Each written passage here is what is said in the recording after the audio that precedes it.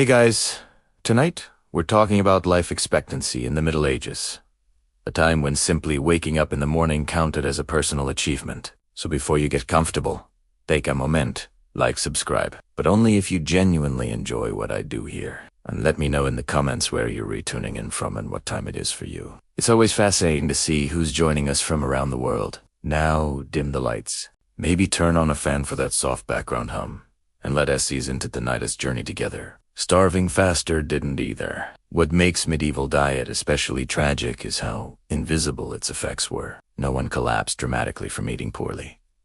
Instead, people grew weaker over time. They healed more slowly. They survived fewer illnesses. Their lives shortened not with a bang, but with a gradual loss of resilience.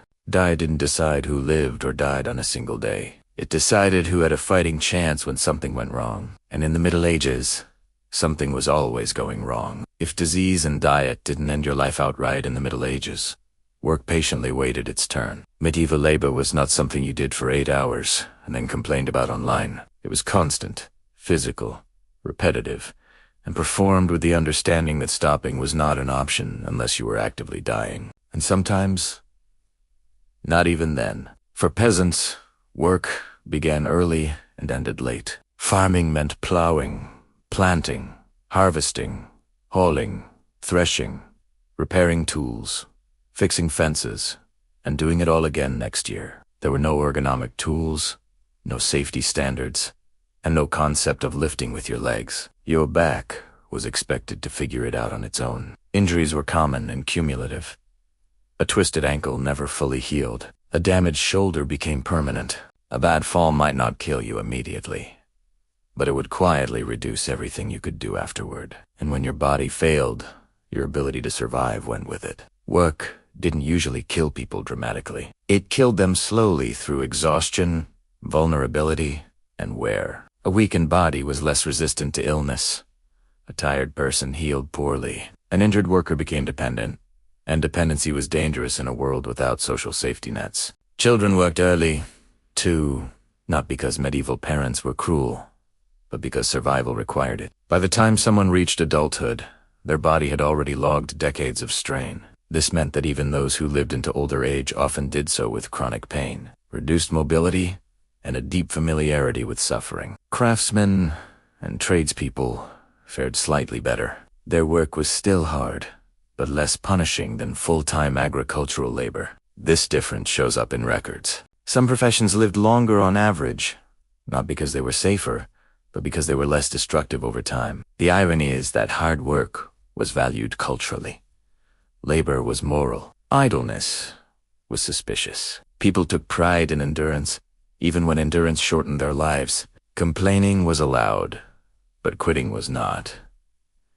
Work didn't usually end life on a single day. It reshaped bodies year by year until something else finished the job. And if you made it to old age, every ache was a record of survival, written directly into your bones. Medieval life expectancy was already unfair. But for women, the difficulty setting was quietly turned up without anyone asking for consent. Women faced nearly all the same dangers as men: disease, hunger, hard labor, and accidents. And then added one more recurring threat that never took a day off: childbirth. Pregnancy in the Middle Ages was not treated as a medical condition. It was treated as an inevitable life event that everyone hoped would go well. There were no ultrasounds, no emergency interventions, and no clear understanding of why things went wrong when they did. Complications were common. Outcomes were unpredictable. Optimism was mandatory. Childbirth itself was dangerous. Labor could last days. Bleeding, infection, and trauma were constant risks. If something went wrong, help was limited to midwives doing their best with experience, prayers, and whatever tools they had. Sometimes that was enough. Often it wasn't. And the danger didn't end once the baby arrived. Post-birth infections quietly claimed lives days or weeks later. Women who seemed fine suddenly weren't. Families celebrated a successful birth only to find themselves planning a funeral shortly afterward. Medieval joy had a short memory window. What made this especially cruel was repetition. Women did not face this risk once. They faced it repeatedly. Multiple pregnancies were common because survival depended on numbers. High child mortality required high birth rates. Each pregnancy was another roll of the dice, with the same body already weakened by labor, malnutrition, and work. Despite this, many women lived long lives. Records show women reaching older age, managing households, working fields, raising children, and becoming central figures in family and community life. Survival didn't mean ease. It meant endurance layered on top of responsibility. Men often died from violence or labor-related strain. Women often died from biology, doing what biology does with absolutely no concern for fairness. Life expectancy numbers reflect this imbalance, even if the stories behind them rarely get told. Being a woman in the Middle Ages did not guarantee a shorter life, but it guaranteed more risk, and every year survived was not just luck. It was quiet resilience in a world that demanded it constantly. When you step back and look at medieval life expectancy without the misleading averages, a quieter truth begins to emerge. Medieval people were not constantly dropping dead at a fixed age, and they were not unaware of how dangerous their world was. They lived with that knowledge every day. Survival was not assumed. It was negotiated. Life in the Middle Ages was shaped less by a number and more by exposure. Exposure to disease, hunger, violence, childbirth, accidents, and exhaustion. Each of these risks shaved lives away unevenly, early, and often. Some people were taken quickly. Others endured long enough to become the quiet pillars of their communities. The difference was rarely moral, intelligent, or deserved. It was circumstantial.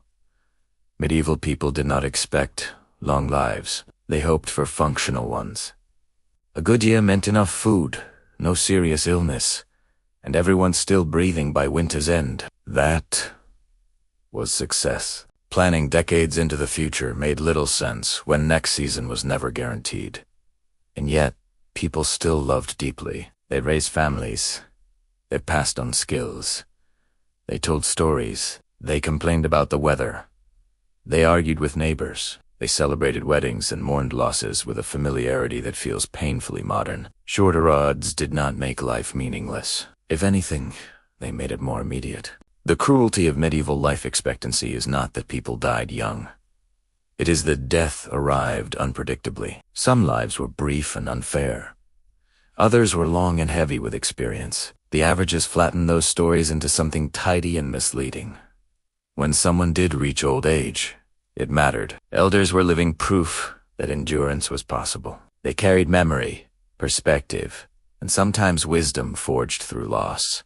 Their presence reminded everyone else that survival was not impossible, just uncertain. So the real lesson is not that medieval life was short.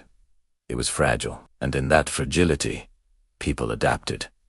They worked, endured, and continued forward anyway. Not because they misunderstood danger, but because living has always been an act of defiance against it. Life expectancy tells us how harsh a world is. It does not tell us how human the people living in it were. And medieval people were profoundly, stubbornly human right to the end.